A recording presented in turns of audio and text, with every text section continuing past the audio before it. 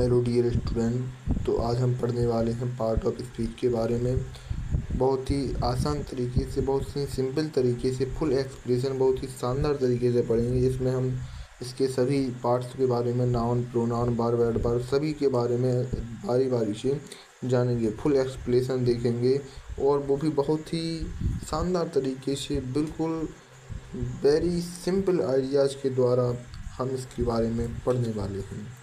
और अगर कोई भी पीडीएफ पाना चाहता है तो मुझे मैसेज कर सकता है 9696908211 पर। उसके लिए फुल पीडीएफ भी दिया जाएगा मात्र 29 रुपये में। आइए तो बिना किसी देरी के वीडियो को शुरू करते हैं और देखते हैं इसके बारे में। सबसे first chapter the parts of speech के बारे में देखते हैं। जैसे दिया है पार्ट ऑफ स्पीच, हम इसमें देखेंगे। स्पीच में दिया है, डेफिनेशन है कि सेंटेंस यानी वाक्य शब्दों का एक अर्थपूर्ण समूह होता है। वाक्य एक यूनिट है, एक इकाई है। इसका प्रत्येक शब्द अपने आप में वाक्य का एक पार्ट होता है, जिसे व्याकरण की भाषा में पार्ट्स ऑफ स्पीच कहते हैं, जो निम्न है।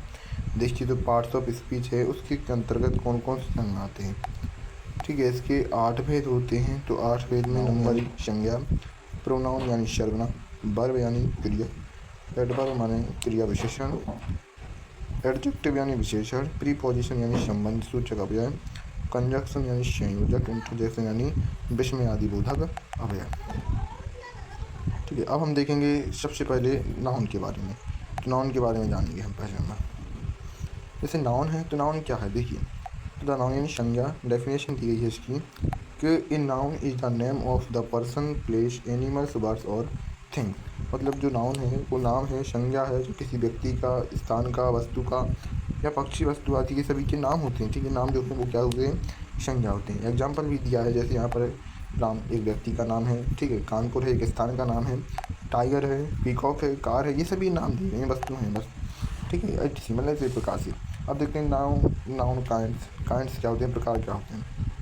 तो there are 5 kinds of noun. Noun के 5 प्रकार दिए गए हैं। नंबर 1 प्रॉपर नाउन, किसी विशेष व्यक्ति, स्थान या वस्तु के नाम को प्रॉपर नाउन कहते हैं। एग्जाम्पल है अशोक, दिल्ली, गंगा, ताजमहल, etc। ये सभी हैं किसी विशेष व्यक्तियों के नाम। ठीक है, फिर हम देखेंगे प्रॉपर नाउन का प्रथम अक्षर हमेशा कैपिटल लेटर से लिखा जाता है। इसका बहुवचन रूप नहीं होता है तथा उनके अधिकांशतया आर्टिकल जो होते हैं ए एंड द, इसका भी यूज नहीं किया जाता है। ठीक है, नंबर दूसरा आता है कॉमन नाउन।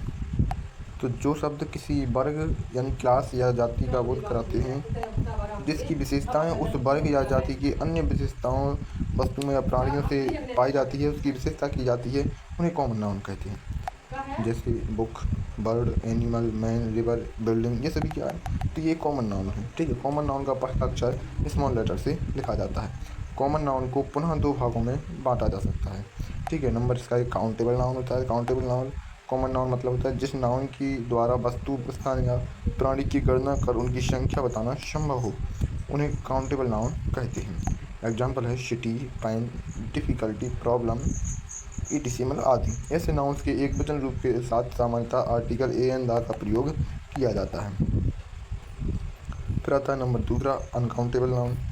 तो अनकाउंटेबल नाउन ऐसे शब्द जिनकी गणना कर उनकी संख्या बताना संभव नहीं है, उन्हें अनकाउंटेबल कॉमन नाउन कहते हैं। हम उनके परिमाण के माप की गणना कर सकते हैं। ऐसे नाउन्स में आर्टिकल ए एंड द का प्रयोग भी नहीं किया जाता है एवं नाउन्स का बहुवचन रूप भी नहीं बनता है। जैसे एग्जाम्पल दिया है कि मिल्क है, बटर है, गोल्ड है, ऑनेस्टी है, ट्रुथ है। ठीक है, ये सभी क्या है, ये सभी अनकाउंटेबल नाउन है।